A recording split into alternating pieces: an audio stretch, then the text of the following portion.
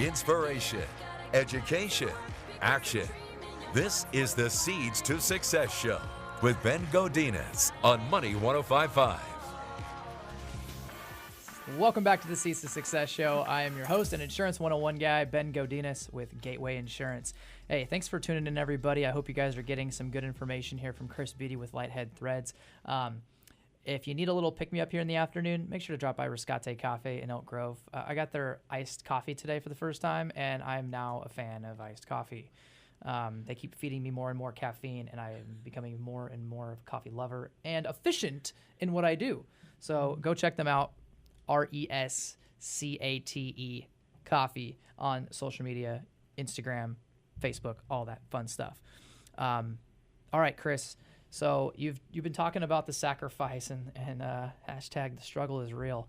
Tell us a little bit about the balance, because you mentioned it there in the first segment, but the balance of pursuing your dream versus paying the bills, because you've got another job on the side that's ultimately funding your dream. Is that right?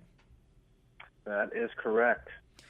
I found out quickly that everything in this line of work costs money, whether it's producing new goods, marketing the goods that I've produced, going out to events and creating these experiences for people to enjoy. It all costs money. And, sales brings in a little bit of money, but it's not nearly enough to fund all these endeavors. So I am more than happy to, use my hard-earned dollars to put it towards this dream of mine. And I think that we shouldn't be shy of that because, let's be honest, like I'm an insurance broker, but yet I host this radio show. I don't do this radio show 60 hours a week. I probably spend 15 hours a week in the promotion and the study of it and the interviewing and all that stuff. But I'm an insurance broker. Like that's my day-to-day grind. That's my 50-hour-a-week, 60-hour-a-week job. And then all my other time, literally like as soon as I'm done from, working at my office for pretty much the rest of the day until I go to sleep, I'm working on the show. So maybe it's more than 15 hours now that I think about it. But like, let's not be shy of the entrepreneur.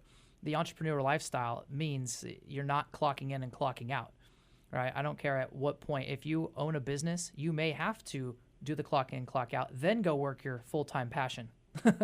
And if it truly is your passion, it's a lot more fulfilling than your daily grind type of job. I know so many people that have 9-to-5 jobs or at least part-time jobs that feed what it is that they love to do, their life service or their life purpose.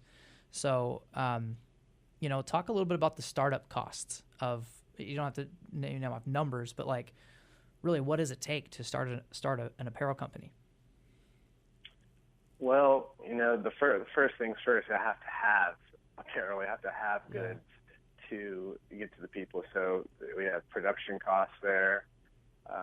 Those quickly add up. I found through the last couple of lines that I produced that those costs definitely add up. And then you have, having to have a website that costs money, shipping, distribution, and then the event costs. I found quickly that those events are not cheap to partake in. Right, so $500 to $1,000 a booth, for like an afternoon. Yeah. So the longer you stay in it, and the more things that you try, and you see these costs, you're not afraid to say, "Hey, you do what you can," and when you figure out the things that you can't really do, like hiring someone else to actually do maybe media exposure, advertising for you. You do what you can, and then you pass it along. Do you find yourself going back and forth or contemplating, should I make that cost? Or do you just say, you know what, this is a cost that comes as part of this deal, and you just make it and it's comfortable for you and you keep moving forward? I mean, I want to say that as an entrepreneur is if you go back and forth and you're battling yourself on all these extra costs, you're going to stifle. You're going to end up tripping over yourself. Do you find the same? Do you find that to be true? Yeah, I mean, sometimes when I run into certain costs, it can be a bit discouraging at times. But I have to tell myself that sometimes they're necessary. I have to bite the bullet and just go for it. And the payoff can be more than I imagined. And but yeah, I do contract out work for design and stuff like that. And I've tried to cover every step of the production process myself at some point. And yeah, I've quickly learned what my skills are and where I should focus my own energy and when I should, pay for services. Right, that's really wise. Yeah, you got to know what you're good at. I mean, you kind of have to understand the business in all of its aspects, but at the same time, is it worth your time, or is it just better to just exchange that for a monetary fee because your time is more valuable?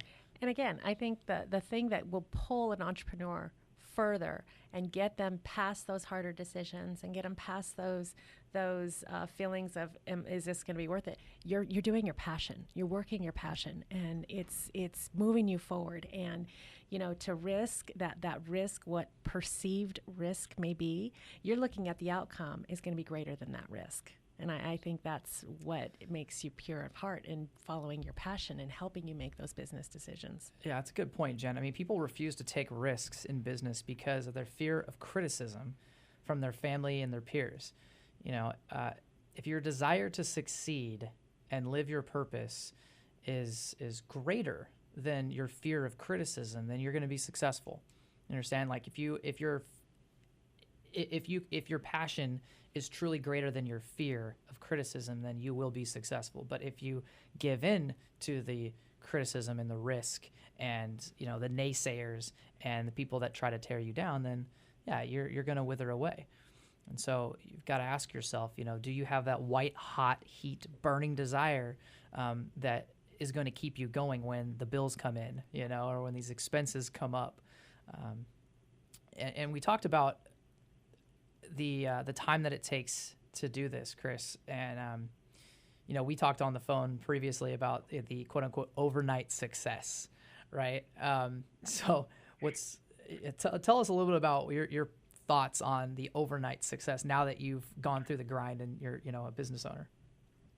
Yeah, so I mean, everybody, I think everybody who works in this line of business knows that an overnight success doesn't truly happen overnight. Overnight successes are oftentimes years in the making, and that's how I like to think of myself.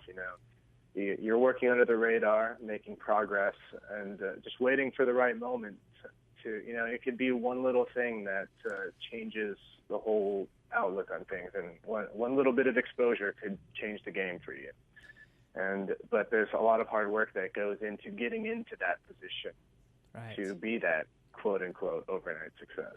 And I'm just going to put this out there, Chris, for any of our listeners that are venture capitalists, I would invite them to contact you and say that I'd like to invest in this idea, in this company, in this brand, and what you're about, because you never know who's listening. That might be that one investor or that one power partner that might say, I know someone and that would want to invest in this, and be that second degree of separation to give you that surge or that overnight success.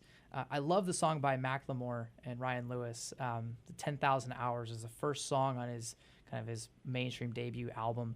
It takes 10,000 hours. It's a Chinese proverb. 10,000 hours. That's basically 5 years of a 9-to-5 of putting in the grind day in and day out for you to see the light, for you to pop your head above water and say, I can breathe now. I now have mastered my craft. And you've been doing this for years now, and we got you on the show right before I think the peak or the pinnacle of when you're about to just start really being able to look back on your work and going, I remember the grind, because now I've arrived, or now I'm on the mainstream. Now all my clothes are sold in Zoomies or wherever you want them, boutiques, mainstream shops. But I feel like you're almost at the point where it's about to explode for you, and that's what's exciting.